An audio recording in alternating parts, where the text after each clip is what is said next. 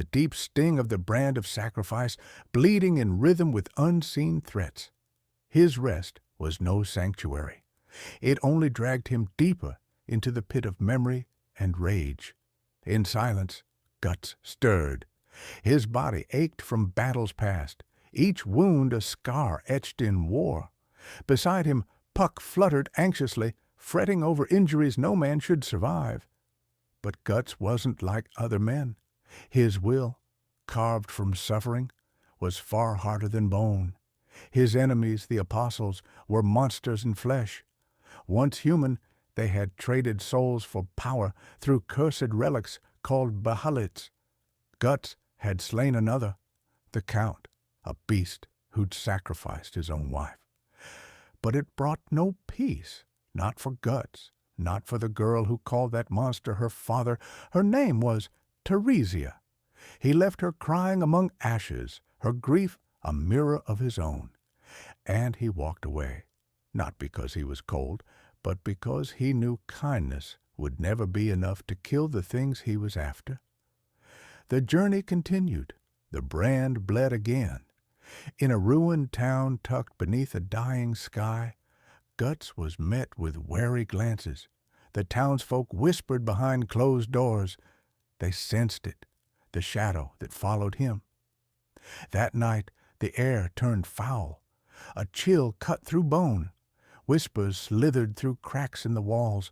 And then the darkness moved. Spirits, wailing, shrieking, formless souls, poured from the abyss, drawn to Guts like moths to flame. They were not apostles, not yet. They were remnants of sacrifice, hungry echoes of those left behind, and Guts, half dead already, stood to face them. With his great sword, the dragon slayer, he cut through the fog like a reaper. Every swing sent howling shapes into the void, but they kept coming. They always came. Puck screamed at him to run, but Guts didn't run. He never had. Not from demons, not from death. When dawn broke, the streets were red with blood, and the spirits were gone. Guts collapsed in the silence, not victorious, just breathing. But the brand never rests. As Guts healed, nightmares returned. Echoes of betrayal, of crimson fields, of a man with white hair and a god smile. Griffith. A memory surfaced. A campfire under the stars. A dream shared between two men, one reaching toward heaven, the other wondering what a dream even was. That night, the wind changed, and something inside Guts cracked. The road carried them further, into a forest where corpses swung from trees like fruit. Here, Guts encountered a creature wearing the skin of a man, an apostle disguised as a holy knight. He mocked Guts, called him cursed, called him broken. But Guts didn't answer with words. He answered with steel. The battle was quick, brutal.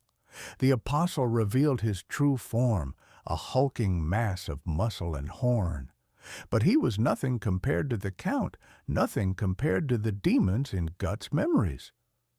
The dragon slayer roared, the monster fell. Guts walked on, days passed, the brand bled, again and again. In every quiet village, in every shadowed glade, he found more apostles hiding behind masks. Priests, nobles, generals, all of them once human, all of them damned. He carved through them like rot, not out of duty, but rage. Rage for what they took, rage for who they served, the God Hand. Puck watched him in silence, no longer asking why. The elf had seen enough to understand. Guts was not a man chasing justice. He was chasing a ghost, one with wings, with a hawk's eyes and a traitor's heart. The man once called Griffith, now known as Femto. As the volume neared its end, the skies grew darker. Apostles whispered in corners, afraid. One of their own had been dragged to hell. Word had spread. The black swordsman was coming. Some fled, others rallied. But it didn't matter. He would find them all. In one ruined chapel, a lone apostle waited for Guts. They spoke briefly, the beast offering a twisted sermon about fate, about how all things were drawn toward darkness. Guts listened. Then, with no emotion, he attacked. The apostle tried to beg, said he hadn't sacrificed anyone, that he hadn't turned yet, but the brand bled, and that was enough. In the quiet that followed, Guts stood alone beneath the broken cross. Blood soaked the floor, flies buzzed over corpses. Puck hovered nearby, not speaking. What was there to say? This man, this beast of a man, was falling apart. And yet he never hesitated, never cried, never let go of the blade, because somewhere beneath all the violence and fury was still a spark of memory, a face, a name, and a promise. Guts looked up at the sky. The brand still throbbed, but for a moment it didn't hurt. He remembered a time when he believed in someone, a time before the eclipse, before the sacrifice, before he became a monster to kill monsters.